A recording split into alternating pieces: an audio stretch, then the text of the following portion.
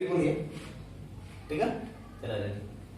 तो आज हम लोग फिर से पढ़ेंगे एक नया वाला चैप्टर है 12th का, इसको बोलते हैं इलेक्ट्रोस्टैटिक। ये चैप्टर जो है वो जेईई मेंस के अकॉर्डिंग और प्लस जेईई एडवांस के अकॉर्डिंग वेरी वेरी इंपॉर्टेंट है ना। इससे 2 से 3 क्वेश्चन हर साल आता है जेईई मेंस में, तो इसको हम लोग अच्छे से पढ़ेंगे और इसमें जितना भी बेसिक कॉन्सेप्ट है सारा का सारा क्लियर होगा। ठीक है, तो इस जो जेईई इलेक्ट्रोस्टैटिक है, इस चैप्टर को पढ़ने से पहले कुछ ऐसा बेसिक जो टर्म है ना उसको हमको जानना पड़ेगा ना, जो कि बार बार इसका यूज होता रहेगा। फर्स्ट टर्म में जो इसको बोलते हैं चार्ज, इसको बोलते हैं चार्ज। ये चार्ज होता क्या है? तो चार्ज बेसिकली किसी मटेरियल का एक प्रॉपर्टीज होता है जिसके कारण वो क्या करेगा, इलेक्ट्रिक फील्ड या मैग्नेटिक फील्ड को प्रोड्यूस करेगा। तो या तो इलेक्ट्रिक फोर्स या मैग्नेटिक फोर्स को प्रोड्यूस करेगा, और या तो इलेक्ट्रिक फील्ड या मैग्नेटिक फील्ड को एक्सपीरियंस करेगा ना। तो चलो चार्ज के बारे में लिखते हैं कि चार्ज ये जो होता है, it is a properties, property of a material, is a property of material due to which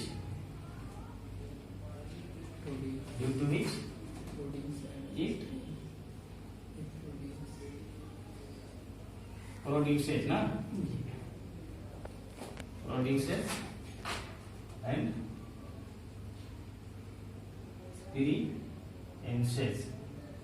experiences and electric and magnetic effect,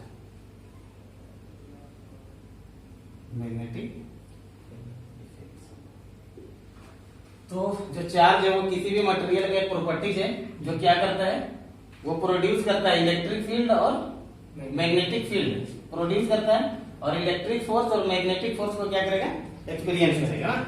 ये चार्ज होता है। तो चार्ज में जब भी ये तो चार्ज का बात हो गया। अच्छा, हम लोग इलेक्ट्रोस्टैटिक पढ़ेंगे तो इसमें जो चार्ज है ना उसका मोशन वो स्टेशनरी होना चाहिए। मतलब इलेक्ट्रोस्टैटिक में हम लोग पढ़ेंगे जो study of charge at rest is called, study of charge at rest is called electrostatic.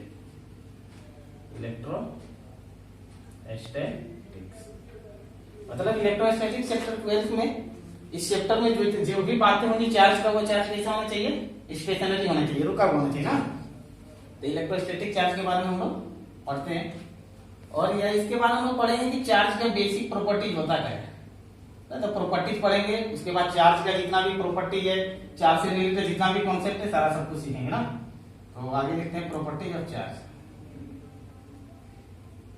Properties of charges. Sir तो चार्ज के जो इसमें है रेस्ट में, उसी को हम इलेक्ट्रोस्टैटिक। हाँ, इलेक्ट्रोस्टैटिक में जो भी चार्ज होगा वो कैसा कंडीशन होना चाहिए, रेस्ट कंडीशन। मोशन में होगा तो वो चार्ज क्या करेगा, इलेक्ट्रिक फील्ड भी प्रोड्यूस करेगा, मैग्नेटिक फील्ड भी प्रोड्यूस, इसलिए उसको हम लोग पढ़ेंगे मैग्नेटिक, मतलब मैग्नेटिक चैप्टर में। अच्छा, इलेक्ट्रोमैग्नेटिक में इसमें सिर्फ मतलब, हाँ इसमें बस हम लोग जो भी पढ़ेंगे चार्ज के बारे में, वो चार्ज कैसा होना चाहिए, रेस्ट कंडीशन होना चाहिए ना। तो ये हो गया। चलो इसकी इरेज करते हैं और प्रॉपर्टी देखते हैं। तो बहुत सारा इसका प्रॉपर्टी है, एक एक करके लाइन बाय लाइन पढ़ते हैं। फर्स्ट वाला रहेगा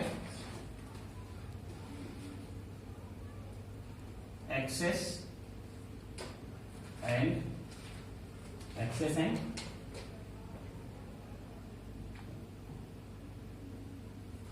deficiency,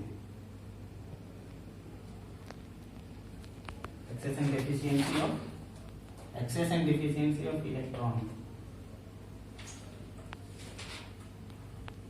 in the body, access and deficiency of electron in the body is the concept of charge। Excess and deficiency of electron in what is the concept of charge. यानी किसी भी body में electron का बढ़ जाना या electron का कमी होना, ये वो चार्ज कहलाता है। चार्ज के बारे में कौन बताएगा? अब कोई बॉडी में अगर इलेक्ट्रॉन बढ़ जा रहा है या इलेक्ट्रॉन घट रहा है तो इससे हमें पता चलता है कि बॉडी चार्ज है ना। जैसे मान लो एग्जांपल लेते हैं, ये कोई बॉडी है और ये इसमें बॉडी में जो ये न्यूट्रॉन है और ये प्रोटॉन है, दोनों क्या होना चाहिए? बराबर है। अगर ये बराबर है तो इसको हम बोलेंगे न्यूट्रल बॉडी है, न्यूट्रल बॉडी है ना। अगर इसी तरह अगला है, इसमें हमने बोला कि इलेक्ट्रॉन ज्यादा है प्रोटॉन से, मतलब जैसे ही इलेक्ट्रॉन ज्यादा हो जाएगा प्रोटॉन से तो वो बॉडी किसा हो जाएगा? नेगेटिवली चार्ज हो जाएगा, नेगेटिवली चार्ज। और ये इसी तरह ये बॉडी है और इसमें इलेक्ट्रॉन से ज्यादा है प्रोटॉन, तो ये बॉडी को बोलेंगे पॉजिटिवली चार्ज। ठीक है, मतलब चार्ज होने के लिए इलेक्ट्रॉन की आवश्यकता पड़ता हाँ, है कि चार्ज ये लिखे थे एग्जाम में, ये लिखा था क्या? किसी भी बॉडी में इलेक्ट्रॉन का बढ़ जाना या घट जाना ही वो कहलाता है कॉन्सेप्ट ऑफ चार्ज। इसमें देखो कि इसमें प्रोटॉन ज्यादा, इलेक्ट्रॉन का कमी है, इलेक्ट्रॉन का कमी होने के कारण ये पॉजिटिवली चार्ज हो गया। इसमें इलेक्ट्रॉन ज्यादा है प्रोटॉन कम है, यानी इलेक्ट्रॉन ज्यादा है तो इसलिए नेगेटिवली चार्ज है।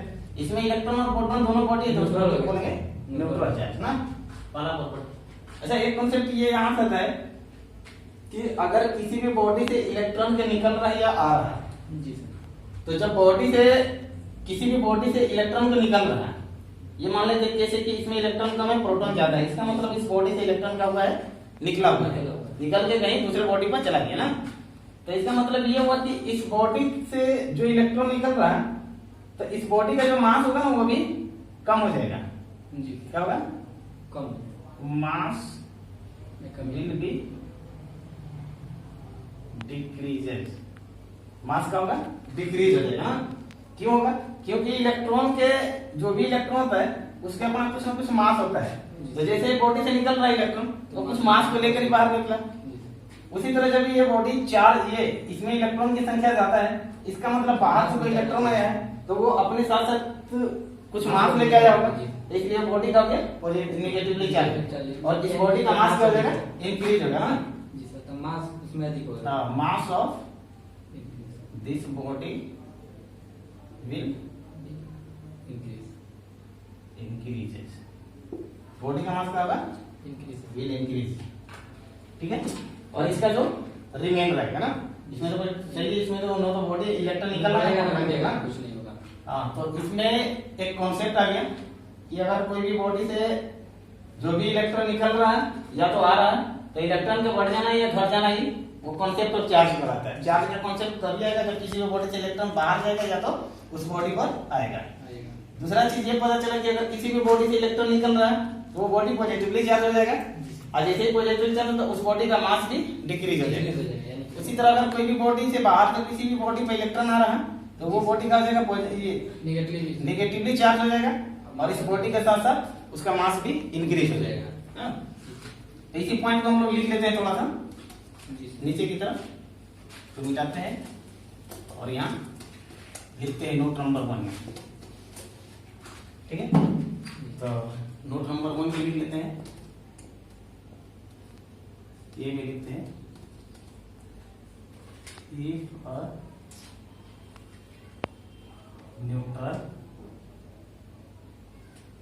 neutral body is negatively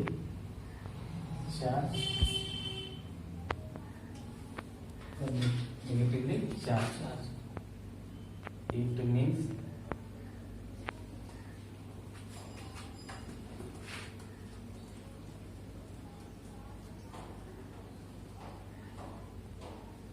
some electrons have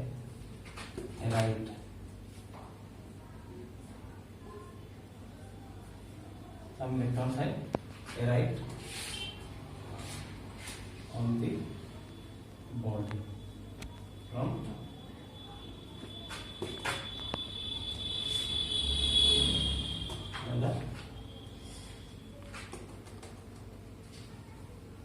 another body. So the mass of that body will increase. जी अगर कोई भी बॉडी है न्यूट्रल बॉडी वो निगेटिवली चार्ज हो रहा है तो इसका मतलब ये होगा कि कुछ ना कुछ इलेक्ट्रॉन दूसरे बॉडी से उस बॉडी को आया है, इसका मतलब उस बॉडी का मास क्या हो गया, बढ़ गया, इंक्रीज हो गया ना। नंबर बी में इफ और neutral body is positively charge it means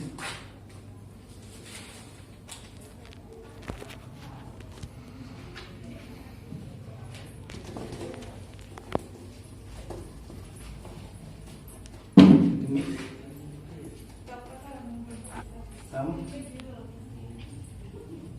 electrons have left their body. So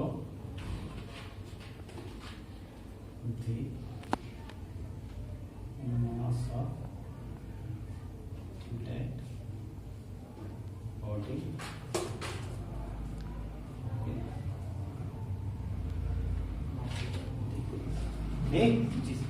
अगर किसी भी कोई भी न्यूट्रल बॉडी अगर पॉजिटिवली चार्ज हो रहा है तो इसका मतलब क्या हो गया कि सम इलेक्ट्रॉन से लेफ्ट दैट बॉडी, उस बॉडी से कुछ ना कुछ इलेक्ट्रॉन का हो गया, निकल गया, हट गया, लेफ्ट हो गया। So that the mass of that body will decrease, इसलिए उस बॉडी का मास क्या होगा, डिक्रीज हो जाएगा। ये first property sir. Property number 2, 1 coulomb equal to 3.6 गुना 10 टू पावर माइनस 19 जी सर ई एसयू इलेक्ट्रोस्टैटिक ना। जी एक कूलम का वैल्यू कितना होता है, 3.6 गुना 10 टू पावर माइनस 19। नहीं ये तो पहले पढ़ा चुके हैं ना जी। आप इनसे वो भी बताएं। एक कूलम 3 इंटू 10 पावर माइनस 12 अरे 9 होता है सर, नहीं होता है। एक coulomb equal to 3.6 into 10 to power 3 into 10 power 9। अच्छा सॉरी, ये होता है 3 into 10 to power minus 10 to power 9 e su electrostatic ना। ठीक, नंबर 3 में एक कूलम हो गया। अगला हो गया कि जो चार्ज होता है वह स्केलर क्वांटिटी होता है ना। जी sir. Charge is a scalar quantity, और ये दो तरह का था ना। जी sir, positive it can be 2 type, जो कि बात हो चुका है। जी sir. 2 type, first one is positively charge, second one is negatively charge ना। जी सर। देखो आगे देखते हैं। अरे बहुत गर्मी लग रहा है। पट्टी नंबर 4 ना जी, क्या हो गया पट्टी नंबर 4 में चार्ज इज ट्रांसफरेबल। ट्रांसफरेबल का मतलब ये हो गया कि चार्ज को एक बॉडी से दूसरे बॉडी में क्या ट्रांसफर किया जाता है ना। तो charge can be transfer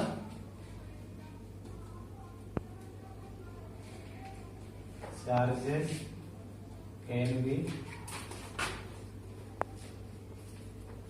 transferred from one body to another body, from one body to one body to another body. Now, the process of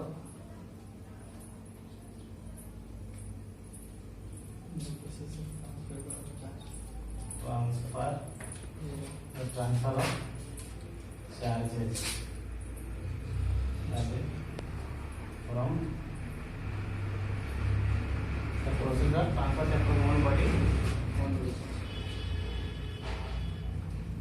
नहीं हो गया, is called conduction. The process of transfer of charges from one body to another body by ये तो ऊपर भी लिखे छोड़िए, चलिए ठीक है जी। कंडक्शन बाय कंडक्टिंग जी वायर इज कॉल्ड कंडक्शन। मतलब charge can be transfer from one body to another body. The process of transfer of charges from one body to another body by conducting wire. अगर कोई conducting wire से charge को एक body से दूसरे body में transfer कर रहे हैं तो उसको बोलेंगे कंडक्शन ना। करंट में चैप्टर आएगा कंडक्शन के बारे में।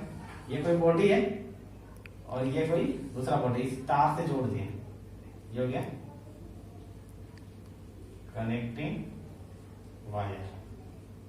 ये है चार्ज बॉडी।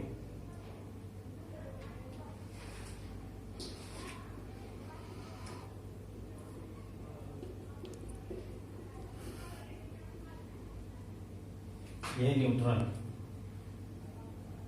ना। चार्जेस क्या करेगा, इधर से इधर फ्लो करेगा। जब चार्जेस फ्लो करेगा तो इसका मतलब ये क्या हो जाएगा, ये जो ये ट्रांसफर होंगे कंडक्टिंग होंगे ना। तो ये प्रॉपर्टी नंबर 4 था। Property number 5, charges are always associated with mass ना। इसमें देखो एक बात ये बढ़िया वाला है कि जो चार्ज होता है वो हमेशा मास से एसोसिएट होते रहता है। मतलब ये कहने का मतलब है कि अगर कोई बॉडी है अगर इसके पास चार्ज नहीं है तब भी ये एग्जिस्ट करेगा। लेकिन अगर कोई बॉडी है, अगर कोई चार्ज है तो उसके पास मास होना ही होना है। क्योंकि जितना भी बॉडी है अगर वो चार्ज नहीं है तो उसके वो चार्ज नहीं होने का पीछे कारण ये है कि उसमें न्यूट्रॉन, इलेक्ट्रॉन और प्रोटॉन की संख्या दोनों बराबर है, इसलिए ये हो जाता है न्यूट्रॉन बॉडी। तो बॉडी अगर न्यूट्रल है तो उसका चार्ज नहीं माना जाता, चार्ज नहीं माना जाएगा क्योंकि ये न्यूट्रल बॉडी है तो इसका चार्ज तो नहीं है, पर इसके कोई बॉडी से अपना तो मास होगा ही होगा। लेकिन अगर कोई चार्ज है तो वो चार्ज के तो चार्ज रहेगा, उसके साथ साथ मास हमेशा एसोसिएट रहेगा ना। तो charge is always associated with mass. तो चार्ज नहीं रहेगा तो कहने का मतलब ये है कि जो भी बॉडी है उस बॉडी को कोई जरूरी नहीं कि चार्ज हो सकता है, लेकिन अगर कोई चार्ज है तो ये नेसेसरी कंडीशन है कि उसके पास अपना मास होगा ही होगा। क्योंकि जैसे में एक बॉडी ले लेते हैं, ये न्यूट्रल बॉडी है तो इसमें इलेक्ट्रॉन और प्रोटॉन दोनों बराबर है, इसका मतलब इसका कोई चार्ज नहीं है, पर इस बॉडी का अपना मास है। लेकिन जब भी अगर कोई चार्ज है तो उसके पास मास होना जरूरी है ना। यानी कोई बॉडी है तो ऐसा कोई जरूरी नहीं कि उस बॉडी के पास चार्ज होना जरूरी है, लेकिन अगर कोई चार्ज है तो उसके पास मास, जहाँ चार्ज रहेगा वहाँ मास भी रहेगा ना। वहाँ जहाँ चार्ज रहेगा वहाँ मास रहेगा ही ना। ठीक है, ये प्रॉपर्टी नंबर 5 था। और आगे property number 6।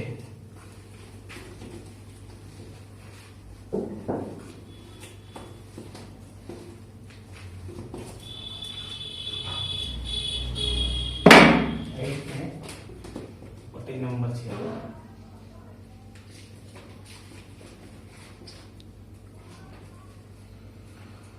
Charge is quantized. Charge quantized का मतलब होता है कि जैसे मान लो कि जो फोटोन होता है वो पैकेट के रूप में होता है। पैकेट का मतलब एक ग्रुप में होता है, समूह में होता है। उसी तरह जो चार्ज होता है वो भी एक क्वांटाइज होता है ना, समूह में होता है। तो जैसे ये हो गया तो चार्ज इज क्वांटाइज मतलब चार्जर में बॉडी, तो charge on a body is always an integral multiple of an electronic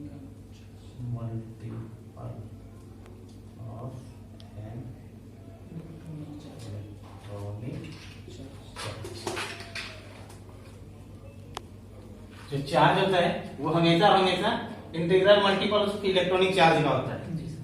तो ये जो Q होता है वो हमेशा होता है Ne, where जी सर n बराबर हो जाएगा number of n equal to integer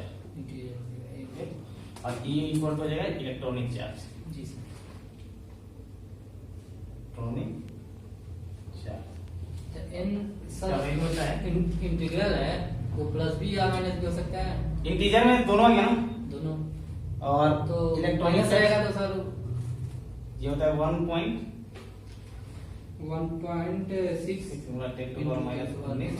coulomb. जी ये होता है ना। अब बात होगी यहाँ कहीं भी प्लस माइनस भी लिखा रहता है, जी सर। तो अगर n इंटीजर है तो इंटीजर में हमेशा प्लस वाला भी आता है माइनस वाला भी आता है। तो आप इसको नहीं भी लिखोगे तो उससे कोई दिक्कत नहीं। आपको ये याद रखना है कि Q बराबर n ही होता है, जहाँ n इंटीजर होता है, E इलेक्ट्रॉनिक चार्ज होता है और इलेक्ट्रॉनिक चार्ज ये होता है। कुछ और चार्जेज होता है, जैसे मैं एक थोड़ा सा नाम सुना होगा क्वार्क का। क्वार्क्स एक ऐसा चार्ज है जो कि स्टेबल चार्ज नहीं माना जाता है। जो इलेक्ट्रॉनिक चार्ज है वो स्टेबल चार्ज माना जाता है, इसलिए इसका स्टडी किया है। जो क्वार्क्स है इस पर जो भी चार्ज रहता है 1/2 E प्लस माइनस में रहता है या 2/3 E प्लस माइनस में रहता है। ये फ्रैक्शन में रहता है ना। और जब भी चार्ज हम लोग जब भी पढ़ रहे हैं तो वो जो चार्ज है वो किसमें होना चाहिए? इंटीग्रल मल्टीपल में होना चाहिए। जबकि ये वाला जो चार्ज है वो इसका फ्रैक्शनल पार्ट है, E का फ्रैक्शनल पार्ट है। तो चार्ज को अगर जो भी चार्ज फ्रैक्शनल पार्ट में है वो स्टेबल चार्ज नहीं होता। तो इसमें थोड़ा सा हम लोग लिख लेंगे equal are not stable. Quark stable नहीं होता ना। और उसके बाद अब कल पढ़ा जाएगा, बहुत गर्मी लग रहा है।